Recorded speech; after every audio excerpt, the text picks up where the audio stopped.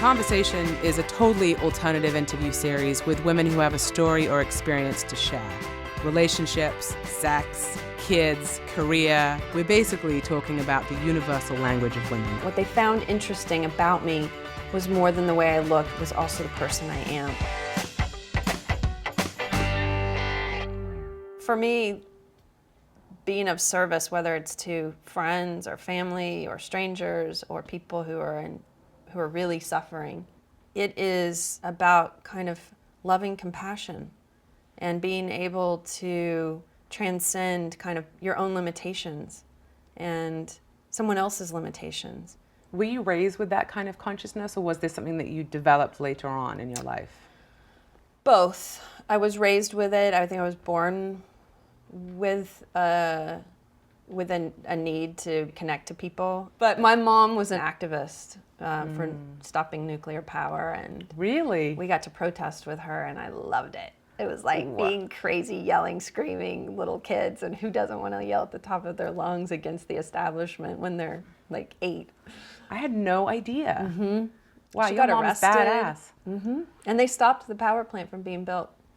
So you got to see how speaking up could in fact change the course of things. Absolutely. And my mom made us do things like, you know, work at soup kitchens and help the elderly. And how did you transition into doing what you're doing now? I started thinking what I wanted to do and how I could match my values to what I love and what I'm good at. And I started coming back around to loving modeling and loving the creativity and photography and clothes and wanting to get back into my own style. And I know that you did not know about business. I knew nothing about business.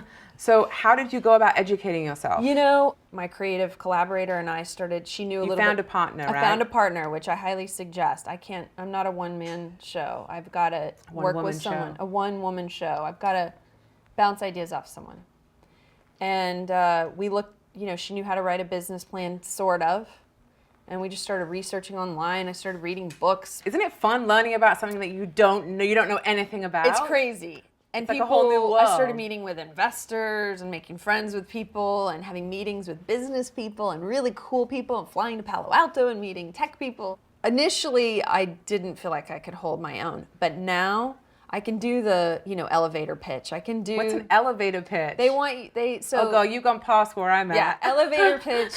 Like they use it in the film industry, but like a pitch is like an elevator, 30-second elevator pitch is kind of like, you know, you describing what the conversation is in like 30 seconds to someone. Okay, got it. So because you really only have someone's attention for a very short period of time. People have a short attention span. So I made a deck, which, you know, is a business proposal, and you know, closing up a deal with a major online retailer right now to be my partner. And has all this new knowledge and what you're building, how's that affected your self-esteem? As a woman, kind of empowered by my own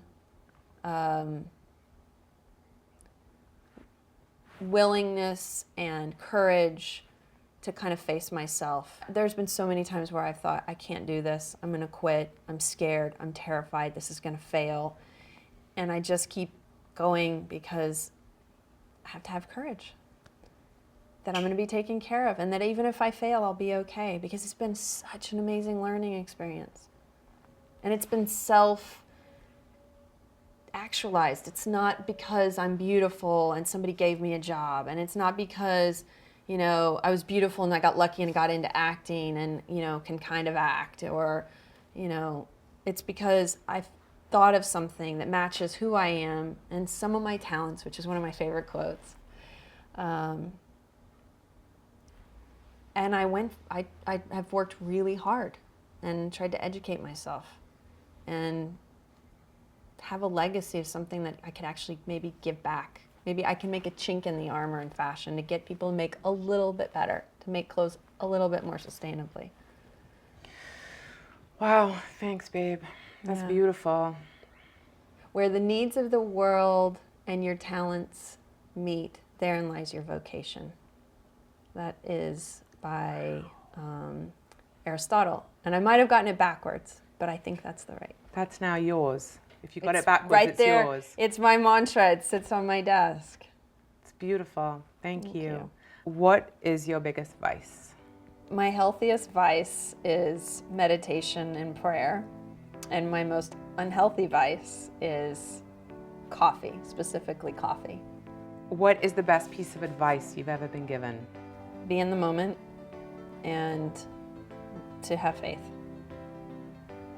Courage. What would you tell your 14-year-old self?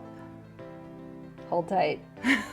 It's gonna be a ride. And enjoy it. And what is your favorite sex position? I'm not sure. I think I'd still like to discover. Oh. I mean, I know what works. Yeah, right? But I don't know. I think it's yet to be discovered.